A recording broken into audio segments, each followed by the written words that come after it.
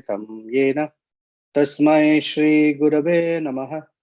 श्रीचैतन्यमनोभीष्टं स्थापितं येन भूतले स्वयं रूप कदा मह्यं ददाति स्वपदान्तिकं। वाञ्छाकल्पतरुभ्यश्च कृपा सिन्धुभ्य एव च पतितानां पावनेभ्यो वैष्णवेभ्यो नमो नमः। जय श्री कृष्ण चैतन्य प्रभु नित्यानंद श्री अद्वैत गदाधर शिवासादि गौर भक्त वृंद। हरे कृष्ण कृष्ण कृष्ण हरे हरे, हरे राम राम राम हरे हरे। कूजन्तं राम रामेति मधुरं मधुराक्षरम् आरुह्य कविता शाखां वन्दे वाल्मीकिकोकिलं। मनोजवं मारुततुल्यवेगं जितेन्द्रियं बुद्धिमतां वरिष्ठं वातात्मजं वानरयूथमुख्यं श्रीरामदूतं शिरसा नमामि। आपदामपहर्तारं दातारं सर्वसम्पदां लोकाभिरामं श्रीरामं भूयो भूयो नमाम्यहम्। दक्षिणे लक्ष्मणो यस्य वामे च जनकात्मज पुरतो मारुतिर्यस्य तं वन्दे रघुनन्दनम्। Hare Krishna, welcome back. I have a question before we begin. Anyone here is wondering how long it will take for Bharata to meet Ramachandra? Anyone impatient to very quickly see Bharata meet Ramachandra?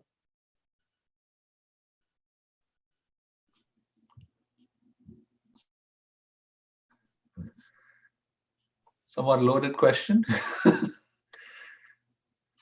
I'm no hurry, personally.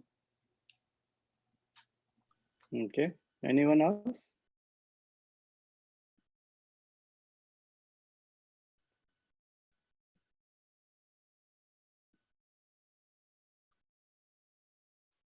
I guess. Yeah. Okay. If you're feeling impatient a little bit, then I feel what I'm doing is successful. Because Bharat is also feeling like that. When will I see Ramachandra? It has taken so many days. I'm traveling, and each time I meet somebody, they have certain questions about me. They doubt my fidelity to Sri Ramachandra. I can't wait to see him. So finally, he got Guha's support, and now they have arrived very near Bharadvaj Muni's ashram. So today we're going to hear about Bharadvaja Muni's reception of Bharata and the grand party that he organized for Bharata's mothers, and the entire army of Ayodhya. And then there's a tough question that Bharadvaj Muni asks. And Bharata has all over to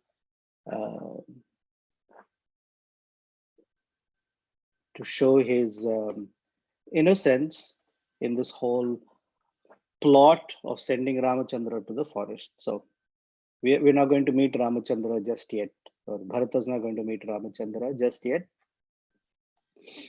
But here's where they are going to visit Bharadvaja Muni's ashram.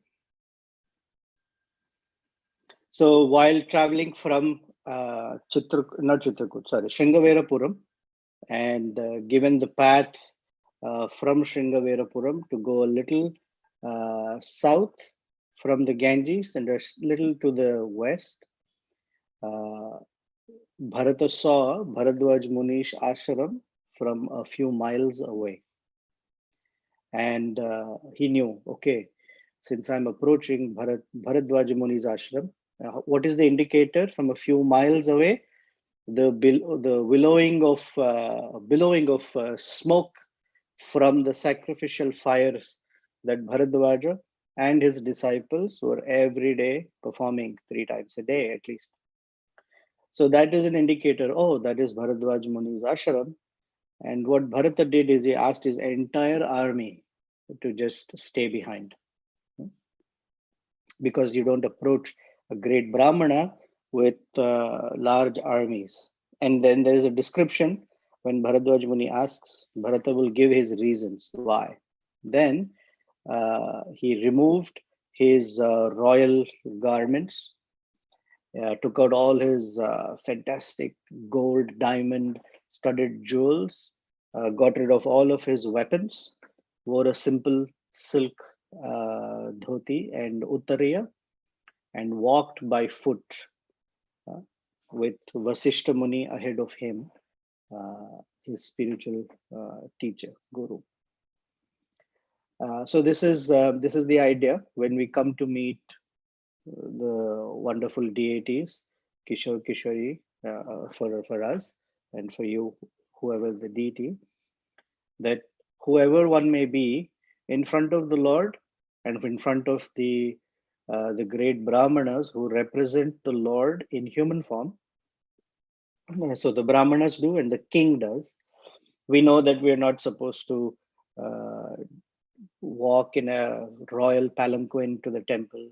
We're supposed to leave our footwear outside. Nectar of Devotion has 64 rules, I guess, rules and regulations. So Bharata, to show reverence to Bharadvaja Muni, kept all his signs of royalty aside and wore a simple cloth with his spiritual master ahead of him, Vasishta. Uh, the word uses Purodhanam, means the one who uplifts the entire village. That is the Kulaguru, Vasishta Muni, and they walked.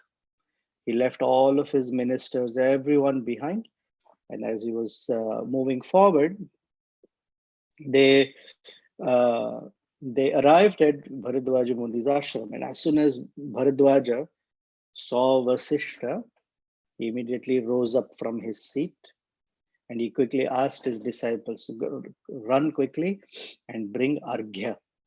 Arghya is this water that is used for washing hands, and padyam means water for washing one's feet. I'm about to sneeze. Hare Krishna. Then when Bharadwaja Muni saw, along with Vasishta, this young man who was so resplendent and full of splendor, he recognized him. Oh, this must be the son of Dasaratha.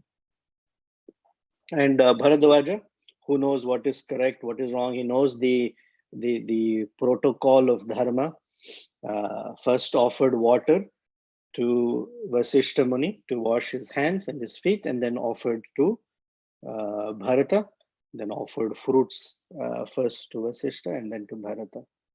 And then he asked questions. How is the family doing? How is everything in Ayodhya city? How is the army? How is the treasury doing? How are your friends and counselors doing? But the only thing he did not ask is, how is Dasharatha doing? Because Bharadwaja Muni, being a great sage of such caliber, already knew by his mystic power that Dasharatha had died. So he did not ask about the king. Then Vasishta and Bharata also asked questions to Bharadwaja Muni. How are things with you? How is your body helping you, or is your body cooperating with you in all your sacred activities of yajna and meditation? How are your disciples? How are all the sacred fires doing? How are the trees, the deers, and the deer and the birds in your ashram?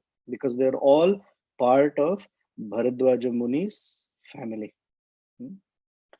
So the words use this Sharire Agnishu. So how is your body? Agni is the sacred fire. Vriksheshu, How are all the trees and bushes? How are they being taken care of? Shishyeshu, how are your disciples? Mriga Pakshishu, the animals or the deer particularly, and Pakshishu, all the birds. Are they being cared for? Are they being taken good care of? So Bharadvaja said, everyone is happy, everyone is satisfied, and he then spoke to Bharata. Although Bharadvaja Muni has great affection to Ramachandra, he asked Bharata, Kim iha agamane karyam tava rajam prashasatah. So, what is the reason that you have come here?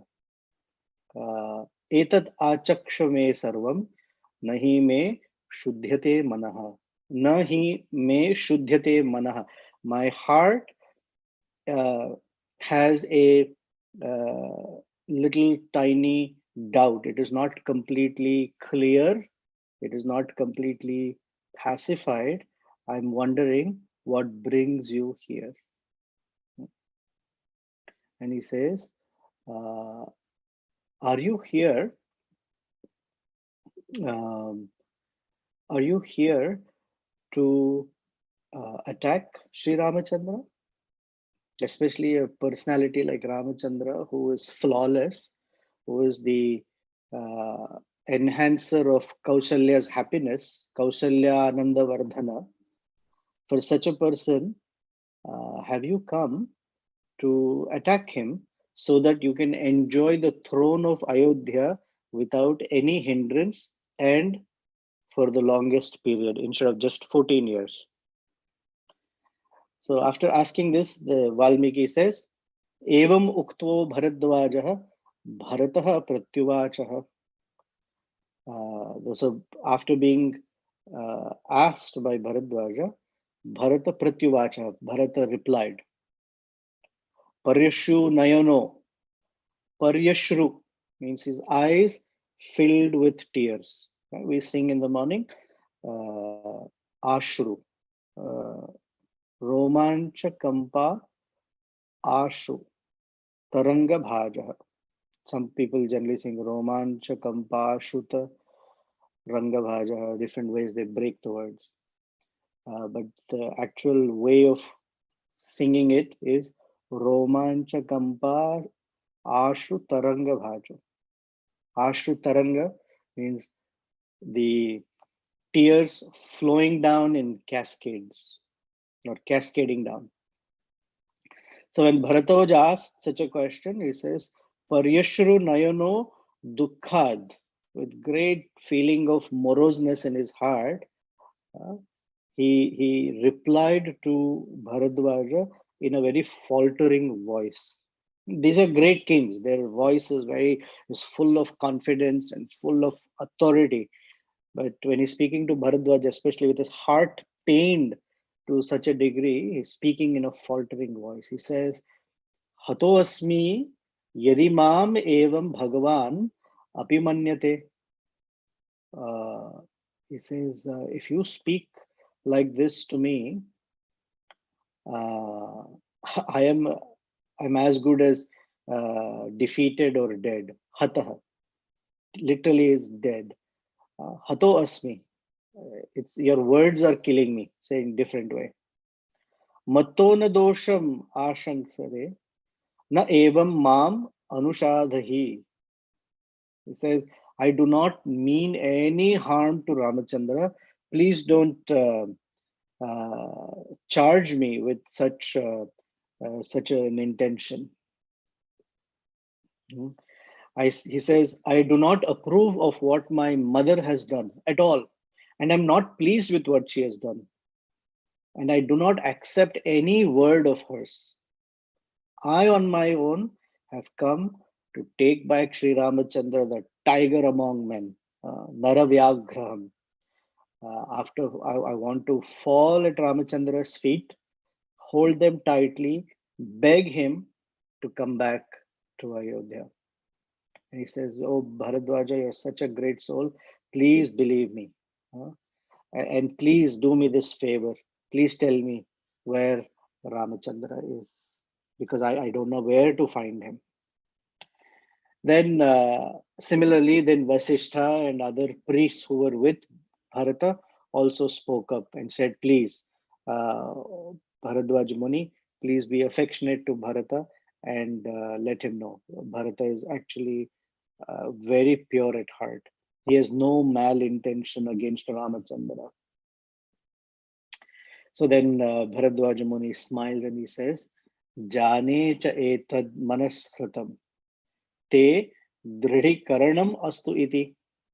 He says, I already knew what your intention was, but I asked for a particular reason.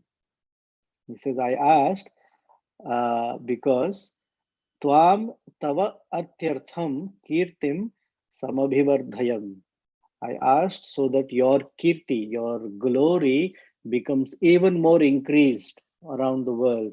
Because I asked you for your statement and you gave such a wonderful statement. So your glory will now increase even more in the world. And he says, Jane cha Ramam Dharmagya Samsitam Salakshmanam. Sa Sitam Salakshmanam. I know, Jane, I know where Ramachandra is along with Sita and Lakshmana. Asau Vastite Bhrata Chitrakute Mahagirav. So among all the great mountains in that area, your brother is residing on the peak of or around the area of Chitrakuta, the greatest mountain. So then Bharadwaja Muni tells him, so now you can stay here for the night. And tomorrow you can travel along a particular path that I will show you to go meet Ramachandra. But tonight, please accept my hospitality. And why have you not brought your armies here? I would like to host them as well. Um, so then Bharata says, well, thank you very much. I appreciate your hospitality. We will do so. We will stay here for the night, because you want to honor us, and it is our honor to receive to associate with you. Then he says, you already offered me argyam and padyam, like you would receive a guest. You've offered me fruits. Isn't that enough? uh, I think that should be enough, and I know that you're uh, very pleasingly you received us. So Bharadwaja Muni smilingly replies to Bharata saying, I understand that you have a very friendly disposition towards Ramachandra, and you are such a person that you are pleased with even very little offering. That is your nature. But I wish to offer food and beverages to your entire army. And so please fulfill my desire. Andrea, so why did you leave your army so far away? You could have brought them to my ashram. Then Bharata folded his hands and said to Bharadwaja Muni, uh, I have not come here with an army uh, for the fear of displeasing you, because I don't want to show any signs of arrogance or haughtiness that I am the king or I am the great prince of Ayodhya. Hmm? He says princes or kings should always keep away from the place occupied by great rishis. Since we are followers of Sri Chaitanya Mahaprabhu,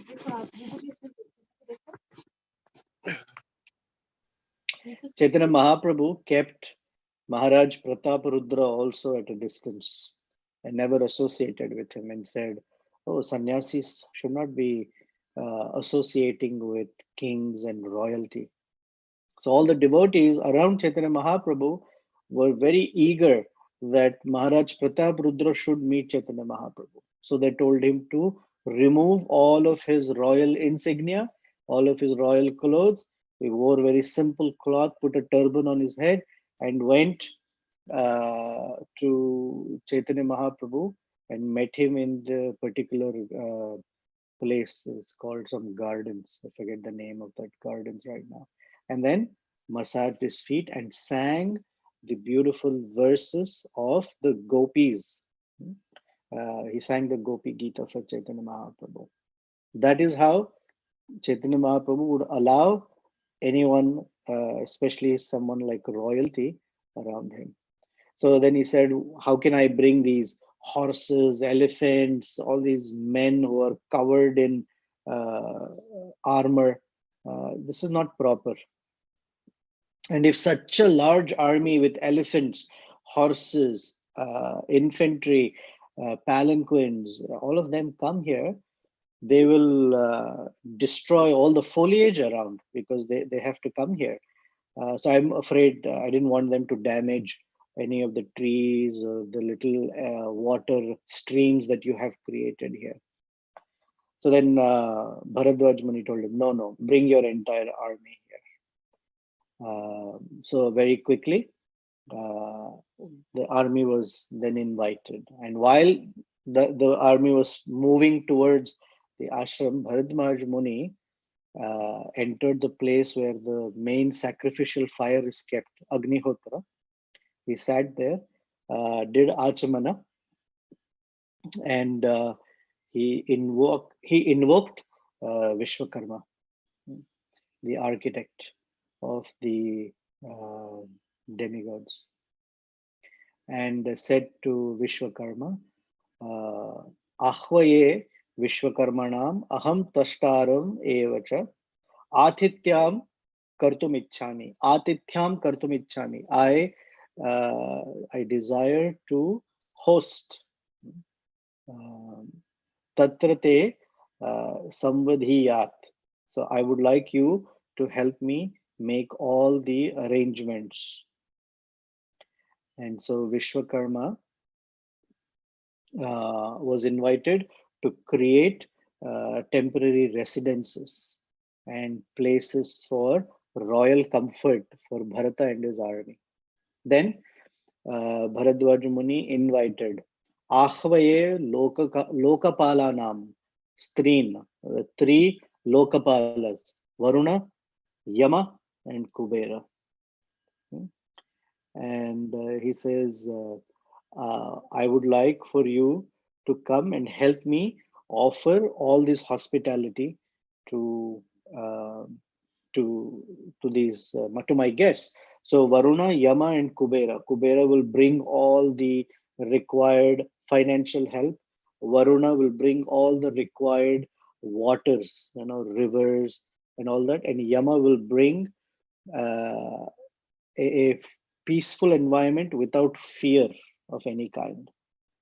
And then he says, let all the rivers that flow eastward and the rivers that flow westward across the earth and the rivers that flow in the aerial regions.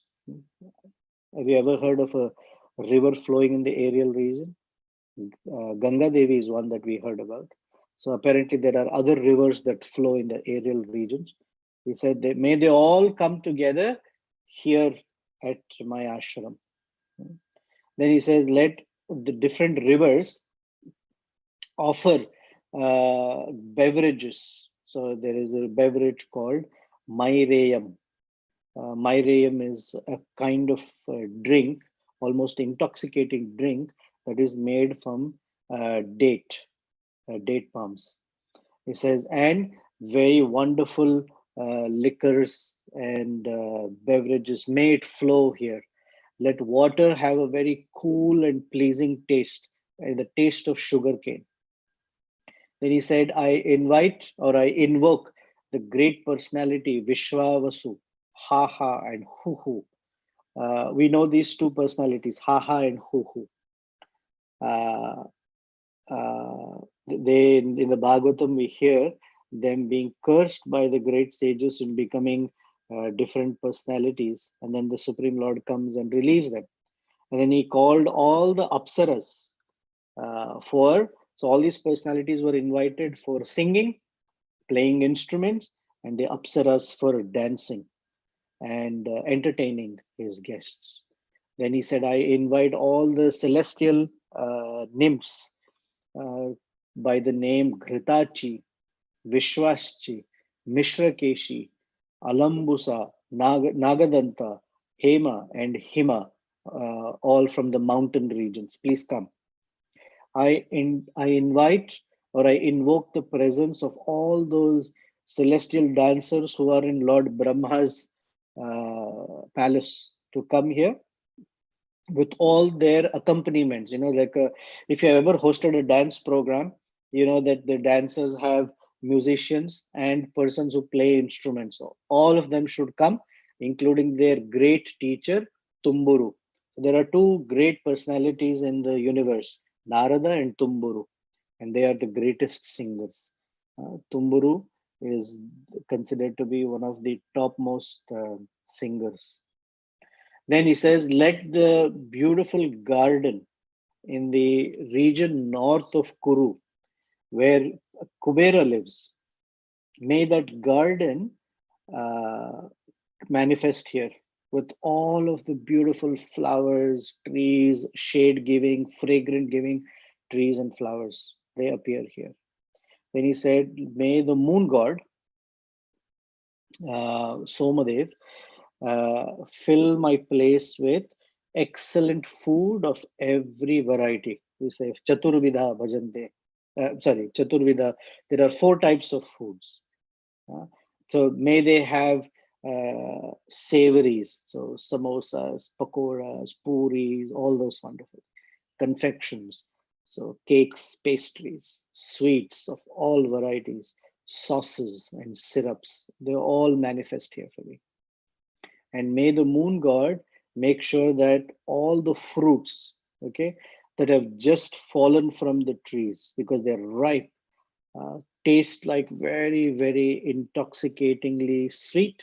And when a fruit starts to ripen, inside the fruit, the pulp transforms into alcohol. And the alcohol has an intoxicating effect in it, not wine the way we think of it, but the alcohol in the fruit as it is ripening has a very intoxicating taste and experience. So he says, let it all manifest here. And why Somadev? In Bhagavad Gita, Krishna says, I enter as Somadeva into every fruit and vegetable and give taste to all these food varieties. Gama Vishya Bhutani Dharayam Yaham Ojasa Pushnami Chaushadhi Sarvaha Somo Bhutva Rasatmakaha. Somo Bhutva Rasatmakaha. The moon makes all the vegetables tasty and succulent. Then he says, then may Somadev also bring and manifest here many, many colored flowers for my guests. And then Bharadvaja Muni, in his intense meditation and austerity, recited every mantra correctly. Now, of course, because we are from different backgrounds, we don't recite certain shlokas and mantras properly. And we hope that Lord Shri Krishna and Chaitanya Mahaprabhu as Saragrahi, who only take the essence of things and not necessarily the methodology.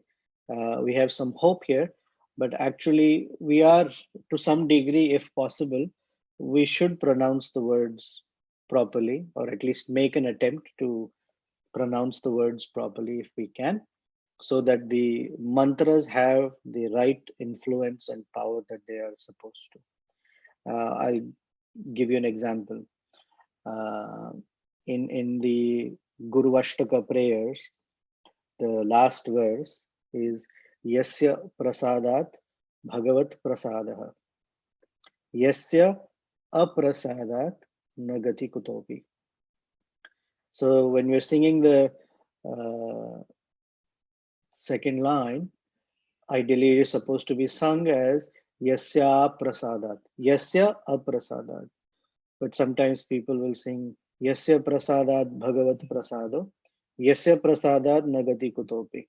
So it is like telling the spiritual master, by your mercy, I can get the mercy of Krishna, and by your mercy, I have nowhere to go. I will never attain my ultimate destination, which is, although again, Krishna is Saragrahi, so I am not forcing anyone to become Sanskrit experts. Who am I to say when Srila Prabhupada said it's all right, however you say it? There are verses in Bhagavatam also. If you speak the holy name, even in jest, in neglect, still it has the potency because the intention is not harmful. I'm not violating that. I'm just expressing that Valmiki is saying that Bharadvaja Muni in his deep meditation recited the verses and the mantras correctly and specifically. So I'm just sharing. You can completely ignore what I'm saying for now. And then um, so with all these personalities manifested, the entire army had, I mean, there's a whole list of all the trees, the flowers that manifested and all that.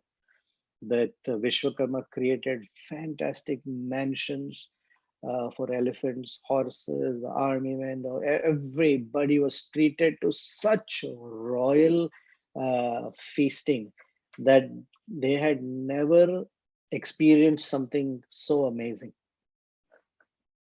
So the entire army, they ate well, they jumped into the streams and had nice, relaxing baths, then had all these intoxicating drinks. They had attendants whisking them with chamaras and fans.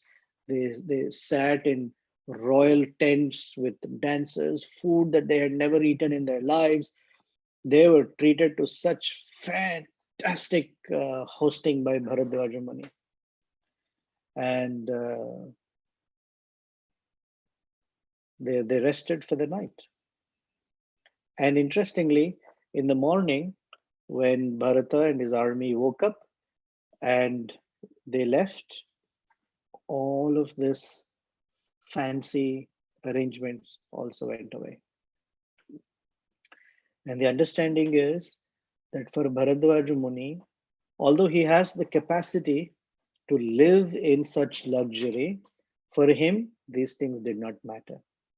He invoked them for uh, for hospitality sake for Bharata, and then went back to living simply and did not really care for all these. He had the power. He could have asked all of them, let all these arrangements be there eternally, and they would not uh, object. But that's not what his interest was. So he hosted them nicely, but he didn't really uh, wallow or did not indulge himself in this kind of sensual enjoyment. So there's a whole chapter describing how the army enjoyed the hospitality. And then the next morning, Bharata, with all his followers, who spent that night in such delight, uh, when they woke up, Bharadvaj Muni was already offering, doing his yagya, early morning yagya. Then Bharata approached Bharadvaj Muni with folded hands, and he said, and he sat down where Bharadvaj Muni was there. So the sage spoke to Bharata and said, "Did you rest comfortably? Is your entire army satisfied by my hospitality? Please tell me. Please tell me if everything was okay, if there's anything I can do for all of you." Bharata was completely humbled by Bharadvaja Rishi. And he said, "Oh, no, no. Sukha ushito asmi Bhagavan. Sukha ushitaha." Ushita means I'm very uh, I'm very comfortable. Sukha ushita asmi Bhagavan. Samagraha balavahana. Samagraha balavahana. My entire retinue, everyone, uh, including the animals, they're all very happy. Tarpitah sarva kamaihi. Tarpita Sarva Kamai. All our desires have been fully satisfied. And he says, Samatyo Balavatvaya. Everyone has had plentiful enjoyment, relaxing, comforting, and very satisfying. And he says, we become very, very uh, relieved of our fatigue, all our pain, any distress that we had bodily or mentally have been relieved. You've given us wonderful food to eat. You've provided us excellent accommodation. Now, O great sage, I would like to take leave of you. So please give me permission to leave and find my brother, Sri Ramachandra. And he says, please tell me where I can find and how I will get to Chitrakuta. So Bharadvaja said, from here, if you go down south about 28 miles, sorry, you will find Chitrakuta mountain right in the middle of a lonely forest. And the way you'll recognize is that's the only mountain that is there. And there are very, very charming cascades, beautiful groves of trees. And it is so lush that technically the dark green leaves from afar will look black to you. Because when a forest is dense like that, it looks blackish. And he says, in that forest flows the Mandakini River. On its northern side, you'll find Mandakini River with very, very beautiful and pleasing environment. I want to say we were there a few years ago because along the Mandakini River is Atri and Anusuya's ashram. And I can tell you that Ramachandra's appearance was in the 25th Treta Yuga in this cycle of Vaivasvata Manu. We are in the 28th Yuga cycle. So after almost 3 or 4 Yuga cycles that have passed, so millions and millions of years have passed. Till date, although Kali Yuga is horrible, till date, that place Chitrakuta and the Mandakini River area is so pristine and beautiful that I cannot describe in words. So we can only imagine that in the worst condition, if it looks so exquisite, what it must look like in its original fantastic condition. And he says that in Chitrakuta, you'll find that across the river, on that mountain Chitrakuta, you'll find a hut made of leaves, and both Sita and Ramachandra are residing there. Okay. He says, tell all you direct your armies to go in that direction and in the southern route, and you can see Ramachandra then. Then, once he spoke like this, Dasharatha's wives, so Kausalya, Sumitra, and Kaikeyi, who are actually only eligible to travel in palanquins, got out of their palanquins and circumambulated Bharadvaja Muni with folded hands. And each of them touched Bharadvaja Muni's feet. Kaikeyi was feeling very bashful or shy. She was also there and she held Bharadvaja Rishi's feet very tightly. So then Bharadvaja Rishi asked Bharata, who are your, please tell me, you all 3 queens are here. Please tell me specifically who is who. Bharata, who was very, very expert, is first introduced Kausalya Devi. He says, you see this lady who seems full of melancholy and sadness.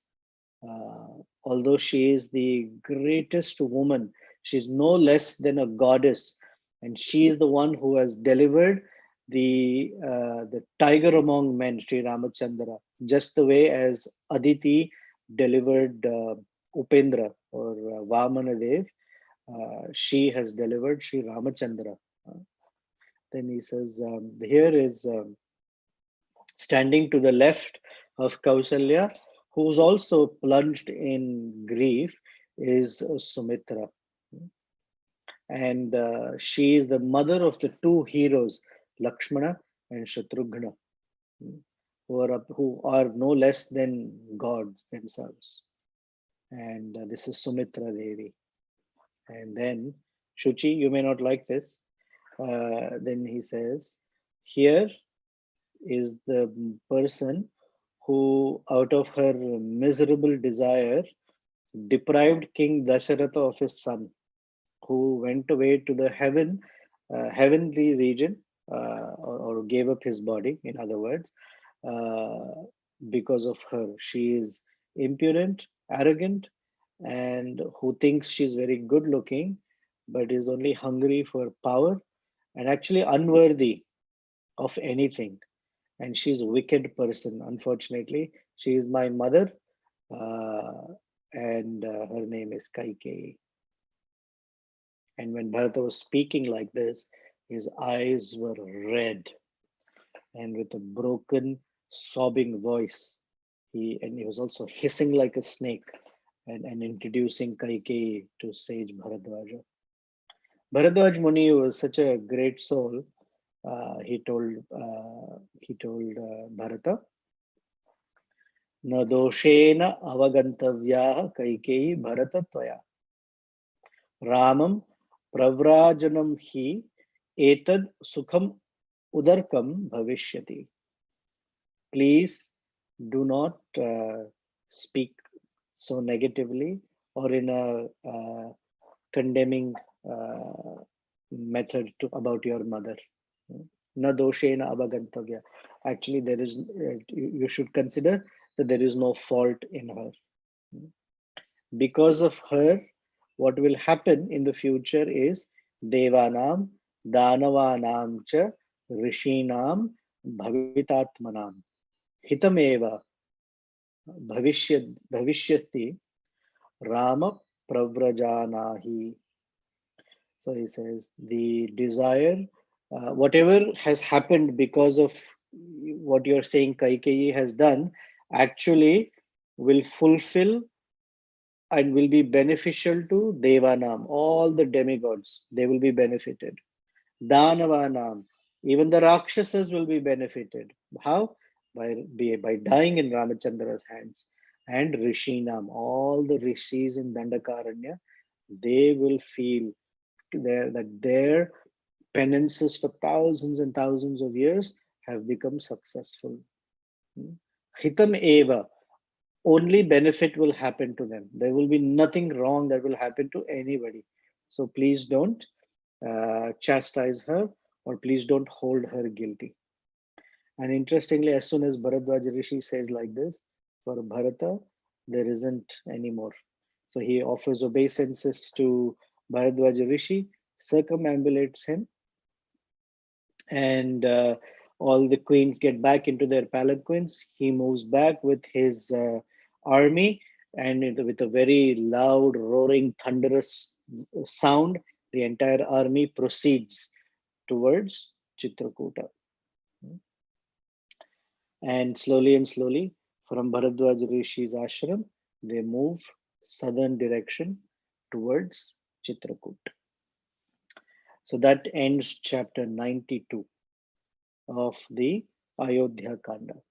And let's see if you have any comments or questions or concerns. Hare Krishna. Hare Krishna.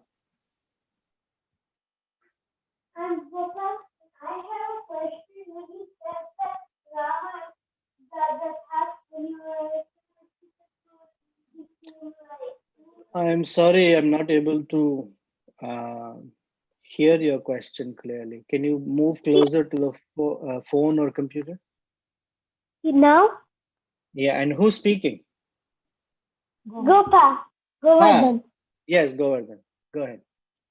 So You said in Chitrakoot it was not this Yuga cycle or something like that. So who came in this Treta Yuga? Who came in this Treta Yuga? There isn't an avatar necessarily in this Treta Yuga. It is not that every yuga of every yuga cycle the Lord has to appear. I mean, he may appear in different forms, but the Ramachandra we were talking about, according to Rupa Goswami, appeared in the 25th yuga cycle. So generally when it's referred, we don't necessarily say in the 25th yuga cycle, in the 28th, like we don't necessarily say that. We generally say Ramachandra appears in the Treta Yuga, like that. Hare Krishna. Yeah, anything else? Go over there. Then I'm just getting more mixed up. So then when is Hiranyakashipu? When was that? So that would have been the same Yuga cycle when Ram came. Unfortunately, the specific dating of when such and such appeared is not very specific. It may have been even earlier during Satya Yuga, but not necessarily in the 25th Yuga cycle. Maybe earlier, much earlier, because Narasimhadeva, after Narasimhadeva came Vamana, like then came Ramachandra.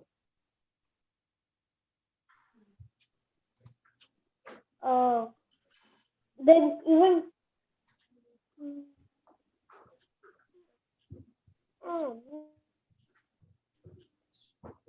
Is there some lingering doubt?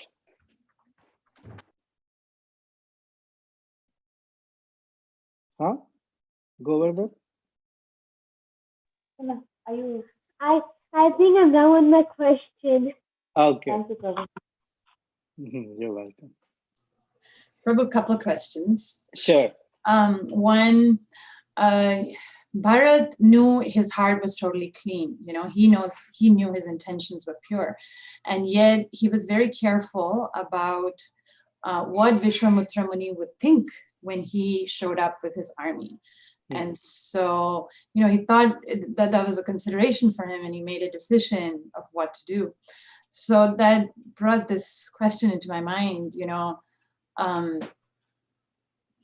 do we balance considerations of how our actions will be perceived by others, even though, you know, we're very clear about our intentions, versus, you know, being fake and being overly concerned and not even knowing our own values because we get so confused about just what people will think of me. So all these great persons, they're not so concerned about what will people think of me. They are concerned about violating dharma. Then they are concerned, what will people think of me? Meaning that they will go down in history as someone who violated dharma, someone who did not follow what is right, and they don't want to go down in history like that. So they're very concerned. And that is sort of the whole premise of Sri Ramayana. Later, when Sita Devi has to be sent to the forest, Ramachandra has to, very painfully, actually it's very painful, to prioritize the role as king higher than the role as a husband. It's very tough to do something like that. That how will I go down in history? What will the entire dynasty of Ikshwaku will get a small taint in it. Although I know for a fact that Sita Devi has absolutely no taint in her. All of these ministers will know. But there is at least one fellow who didn't feel like that, and who knows how it will go down.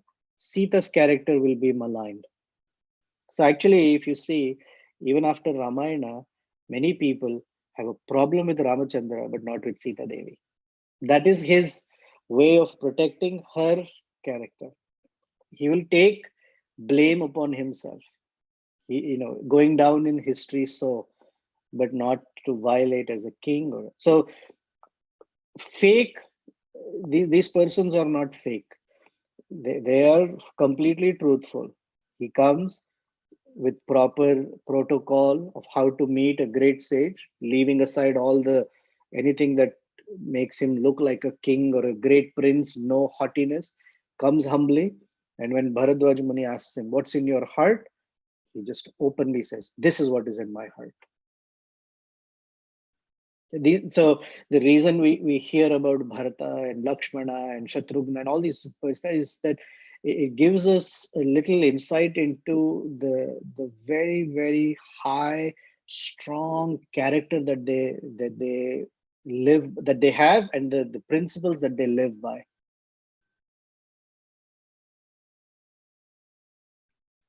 So, Prabhu, the lingering question for me is, for myself, I mean, one could go to the extreme of don't care, let people think whatever they want to think, and then the other extreme of like being so concerned about what people think of you that you are mental.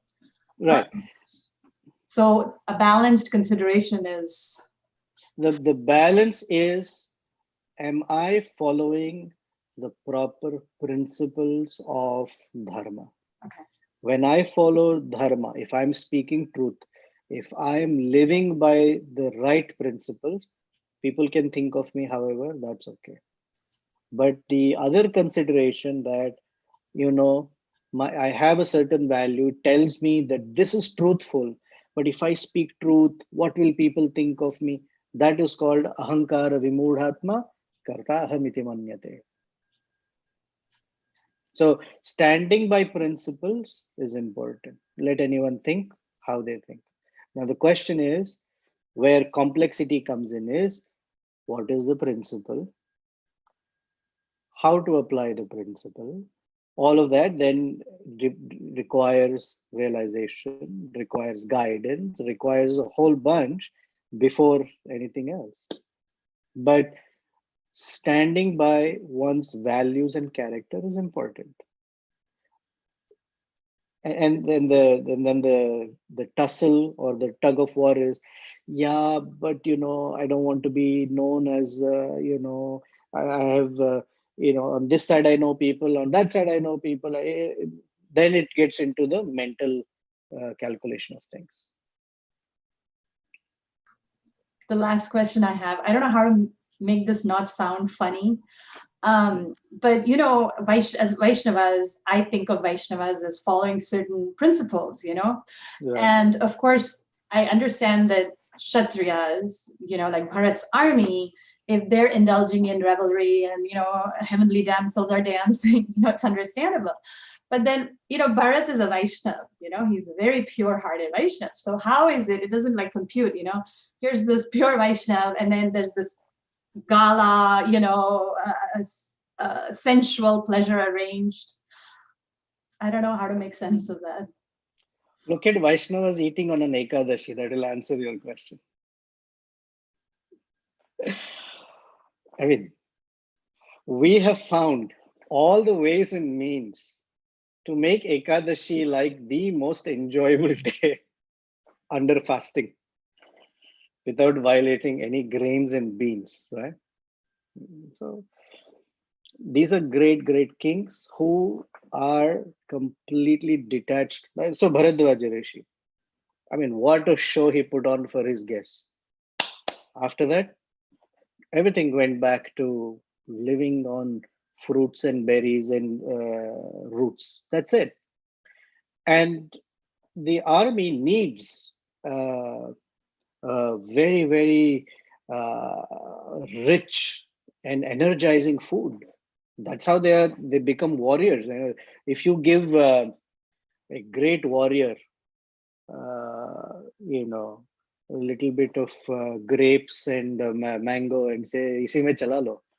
I mean, they need food that gives them Kshatriya energy.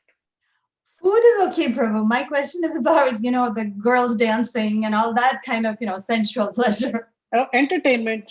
When we meet for big festivals, Janmashtami, then we have drama, we have dance program. I mean, it's glorifying the Lord, but everyone sits and then claps and enjoys. So there's nothing wrong. The picture of the damsels dancing for the may not be the case. I mean, these are Bharadvaja Rishi's ashram, so naturally they will dance. We were assuming that they were dancing, depicting the Lord's certain pastimes. Right? It's not the Bollywood hangama. So that's what it is for me. It's that Bollywood item number image, No, I don't think so. I mean, Bharadwaj Rishi would imagine if they have to come and do all this program, and we have heard in Bhagavatam all the history of little bit of deviation, and they get cursed to be a crocodile here, a foolish animal there, a tree here. So it's within the purview of within the box of dharma, the boundaries of dharma. Thank you very much, Prabhu. Yes, and there are certain personalities who play the role of, I'm going to use the word prostitute. We hear in Dwaraka also, they come out and they're receiving Krishna. So they have a role in that system. So there were certain persons like that too. Very helpful. Thank you. Hare Krishna, Prabhu. Hare Krishna. Please accept my humble obeisances. Hare Krishna. I heard you saying Bharadvaja Muni served the whole army of Bharata opulently, Yes. and everything that vanished. And Yes. I was thinking, like Prabhupada taught us the principle of Yukta Vairagya. Yeah. In the name of Yukta Vairagya, we know whatever we have, material opulence to use in service to Krishna. But at the same time, how can we be not carried away with that? Because I'm also enjoying that, right? Yeah. So the phrase Rupa Goswami tells us is Yukta Vairagya definition is Yatarham Upayunjataha. Generally, that line is misunderstood or not fully understood. Yatarham means according to one's eligibility, Upayunjataha. We have to understand what is our eligibility. If we were to revel in this kind, some people can and some people cannot. Just take in the Vaishnava community, for example. In Prabhupada's family, my mind immediately is going to, let's say, Ambarish Prabhu, right? The one of the top guys in Ford Motor Company. You think his house will not be grand? I'm sure it's not, like my house is. I'm sure his house is really fancy. So he's living in great wealth, but maybe detached from all of it. And there's evidence of the way he lives and donates. So he's detached from that wealth. So yatarham upayunjataha. I'm sure he travels in a fancy vehicle, lives, I'm sure his office and house are very fancy. But that's his stature. And there are others. Pundarika Vidyanidhi, great personality. I'm sure Chaitanya Mahaprabhu in his retinue, they were great. You think Maharaj Pratap Rudra must be eating in a leaf plate, eating some little samo khichdi? I don't think so. He must be eating in silver and gold plates, fancy foods, attendants whisking chamara fans and singing songs for him while he goes from one place to another wearing silk garments with diamond jewelry, but detached from it. Yatarham upayunjataha, because when it's not needed, they will leave it aside and sweep in front of Lord Jagannath. Sweep the road. So they all were like that, not attached to that, even though they enjoyed. So what is a practical way for me to be like that? That's the practical way, not be attached. Why is it impractical? The practicality is in the Ishopanishad. Ishavasyam idam sarvam. As long as it is there, Krishna has provided, you take it and use it in Krishna's service. The day he takes it away, you offer your obeisances and live simply. So every day we are supposed to say, na mama, this is not mine, this is not mine. It's there, Krishna has provided. We use it. We use it in a way to serve the Vaishnavas, we use it in a way to serve the Lord. And if it ever goes away, we're not disturbed by it, or ideally we should not be disturbed by it. So that's the practical way. So we recite these verses. We're studying Prabhupada's books for the purpose that we recite these verses. This is what Vairagya really means. Yatarham upayumjaraha. Nirbandha Krishna sambandhe. These are not related to me. They're items connected to Krishna. The opulence is Krishna's. Yukta Vairagya Muchyate. Take Rupa to have role models. Take Rupa Goswami and Sanatan Goswami. How did they live? They lived like kings. What was their income? More than 2 million gold coins per year. Right? Then how did they live? By picking cloth from here and there, discarded cloth, using that to wear a kaupin and lie under a tree. I mean, hopefully our life is not going to go through such a dramatic change on the physical level, but the spirit is the same or similar. So we try to live with the understanding that everything belongs to Lord Sri Ramachandra or Lord Sri Krishna. It's a daily affirmation, reminder. Okay. Thank you, Prabhu. Okay. You're welcome. Question. All right, last question, if you don't mind. We've already crossed beyond 10. Prabhu, can I ask a question? Yeah, sure. So you were talking about like the luxury thing, about luxuries. So if we live with luxury, is that a problem? No. As long as, this is back to Jyotirmaya's question, living in luxury is not a problem. Thinking that I am entitled to the luxury is the problem. And generally, luxury has the tendency to bring in us a sense of entitlement.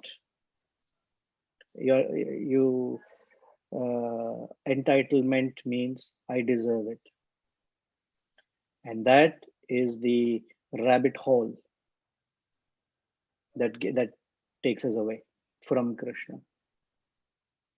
Yudhishthir Maharaj lived in the greatest opulence and luxury, but were just not attached to it. When the time came, left it the very next morning and walked away from all of it. The test is, can we walk away from anything that we hold as dear to me? Can I walk away from it? If it's not there the next day, will I lose my peace of mind? That's the test. Like, what is it? Like, how do you walk away from luxury? Because it's like really hard.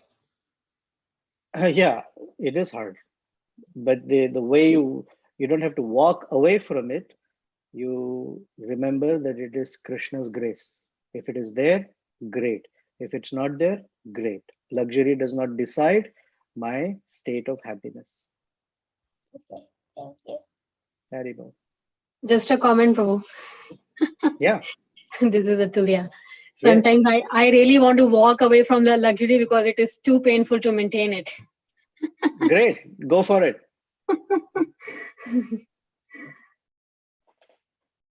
Go for it. I mean, I'm of the type that it's not that we are pursuing a life of luxury. That's not our intention. That I want that my goal is to become luxurious, have a luxurious lifestyle. The goal is to have a lifestyle that is conducive to chanting Hare Krishna and serving Kishore Kishori without too much encumbrances. That's the idea. Certain facilities are required. nothing wrong. If it helps in serving. Now the question is, what is helping, what is not helping, how much do I need? All of that is an individual test and an individual process to know. And we can't compare, oh, look at them. They are living so luxuriously. Definitely sense gratifiers. It's not like that. We cannot judge for others, how detached or attached they might be. We can judge for ourselves, our own self. So that was what I was saying to Radha. How much can we live without something? That is a test or an indicator.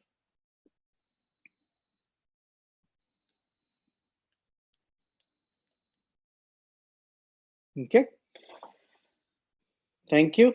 Until we meet again next week, we can meditate on the wonderful qualities of Bharata and the great sage Bharadvaja Muni, living and having access to all sorts of opulence, but untouched by it. Okay. Thank you. Hare Krishna. Srila Prabhupada ki jai. Jai.